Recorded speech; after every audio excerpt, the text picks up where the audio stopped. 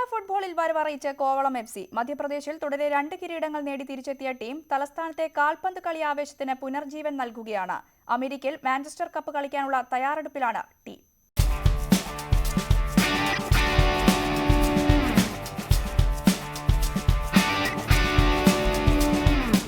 കടലോരത്തെ മണലാഴങ്ങളിൽ ചുവടുകൾ പുതഞ്ഞിട്ടും ചില നേരത്തെ പ്രതീക്ഷകളിൽ പന്തു തട്ടിക്കളിച്ചവർ, പരിമിതി പതിവുകളിൽ നട്ടം തിരിഞ്ഞിട്ടും കാൽപന്തുകളിയെ നെഞ്ചോട് ചേർത്തവർ, ഒരു നാളെ നമുക്കുണ്ടെന്നോർത്ത് വഴിനീളെ കൈകോർത്ത് കളിക്കളം തേടിയവർ, തിരമാലക്കരുത്തിനെ ഉള്ളിലൊളിപ്പിച്ച് തീരങ്ങൾ തോറും കളിയോളം തീർത്തവർ, അവരിന്ന് നാടുകടന്ന് കിരീടമണിഞ്ഞ് അടിവരയിടുന്നു. നല്ല നാളെയുടെ തുടക്കമാണിതെന്ന്. ഒരാഴ്ചക്കിടെ മധ്യപ്രദേശിൽ 2 കിരീടങ്ങൾ, ഓൾ ഇന്ത്യ മഹാത്മാഗാന്ധി സ്മാരക കിരീടവും ഓൾ ഇന്ത്യ ഇൻവിറ്റേഷൻ കിരീടവും. ഇന്നുവരെ കേരളത്തിൽ ഒരു ടീമിനുമാവാത്ത നേട്ടം. മികവിന്റെ തുടർച്ച ഒത്തൊരുമ കാരണമെന്ന് ക്യാപ്റ്റൻ അതീഷ്. എല്ലാ ക്രെഡിറ്റും ഞങ്ങൾ സാറിനാണ്, എബിൻ സാറിന്, പിന്നെ ഞങ്ങളെ കൂടെ വന്ന ഞങ്ങൾ എൽജിൻ സാറിന്. രണ്ടുപേരുടെ ഇതാണ് ഞങ്ങളെ കപ്പടിക്കാൻ കാരണം. പിന്നെ ടീം പ്ലേയേഴ്സ് എല്ലാവരും ഒത്തൊരുമയോടെ കളിച്ചു.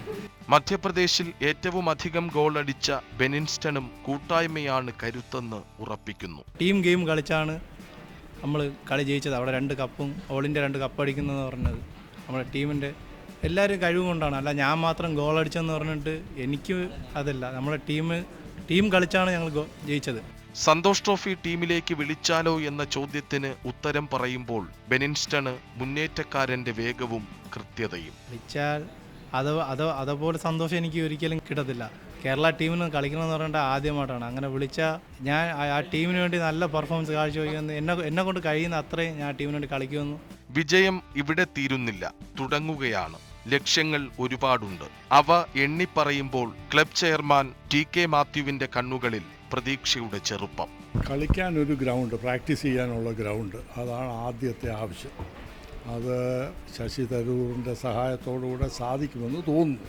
രണ്ടാമത്തേത് ഒരു ക്ലബ് ഹൗസ്, അത് ഇൻഡോർ ഗെയിംസ്, പിന്നെ ഒരു ഹോം തിയേറ്റർ, ഈ കളികളുടെ ടെക്നിക്കൊക്കെ പഠിപ്പിക്കുക, റീഡിംഗ് റൂം, അങ്ങനെ ഒരെണ്ണം ഇത്, പിന്നെ ഒരു ഹോസ്റ്റൽ, ഒരു 40 പിള്ളേർ ഒരു സമയത്ത്, അത് അണ്ടർ 14, 20, അണ്ടർ 18, 20 അങ്ങനെ.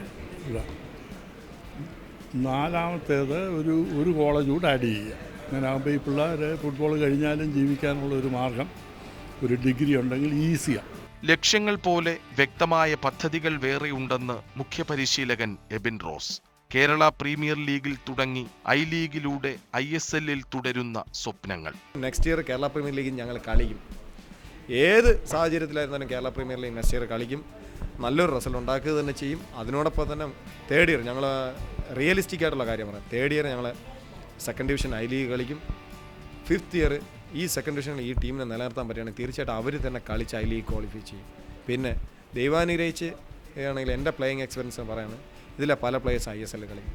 ജയിക്കാൻ കായികക്ഷമതയേക്കാൾ പ്രധാനം കളിമികവാണ്. അർജന്റീന, ജപ്പാൻ ഇതുപോലുള്ള രാജ്യങ്ങളിലെ പ്ലേയേഴ്സൊക്കെ സൈസ് ചെറുതാണ്, പക്ഷേ അവർക്ക് റിസൾട്ടുണ്ട്.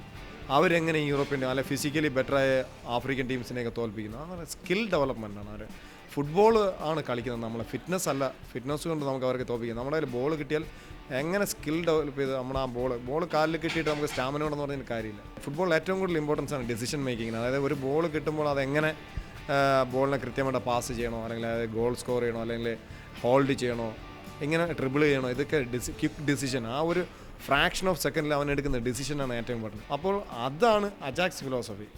കൂടുതൽ സ്കിൽഫുൾ ആക്കുക, പ്ലേയേഴ്സിനെ കൂടുതൽ മാക്സിമം സ്കിൽഫുൾ ആക്കുക. പിന്നെ ഫുട്ബോൾ വിദ്യാഭ്യാസവും. നമ്മുടെ കളിക്കാരി ഫുട്ബോൾ കളി കഴിഞ്ഞാൽ അവർക്ക് ഫുട്ബോൾ കളി മാത്രമല്ല, അതൊരു കരിയർ.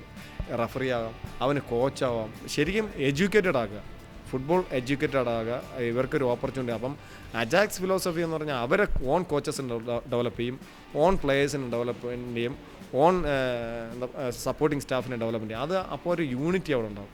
നാട്ടിലെ കുട്ടികൾ, നാട്ടിലെ പരിശീലകർ, ആകെ നാട്ടുകാരുടെ സംഘം. മുന്നേറ്റത്തിന് വേറിട്ട ശൈലിയാണ് കോവളം FC-യുടെ തന്ത്രം. അപ്പോഴും തുടക്കം മുതൽ കൂടെ നിന്ന സ്കോട്ട്ലൻഡുകാരൻ ടോണി ലെഗ്നാമാണ് ഇവർക്ക് കുടുംബനാഥൻ. ഇനി കടലുകടന്ന് കളിക്കാനാണ് ശ്രമം. അമേരിക്കയിൽ നിന്ന് ക്ഷണക്കത്ത് കിട്ടി. മെയ് മാസം കാലിഫോർണിയയിൽ മാഞ്ചസ്റ്റർ കപ്പ് കളിക്കാൻ 16 വയസ്സിന് താഴെയുള്ളവരുടെ ടീമിനെ അയക്കാമെന്ന പ്രതീക്ഷയിലാണ് അധികൃതർ. വലയിൽ മത്സ്യങ്ങൾ നിറച്ച പാരമ്പര്യത്തിൽ നിന്ന് ഗോൾ നിറയ്ക്കുന്ന ചരിത്രത്തിലേക്കാണ് ഈ കുട്ടികളുടെ ജൈത്രയാത്ര. ഇന്ധനമായി കുറെ പേരുടെ കഠിനാധ്വാനവും പ്രാർത്ഥനയും. Sports desk news 18.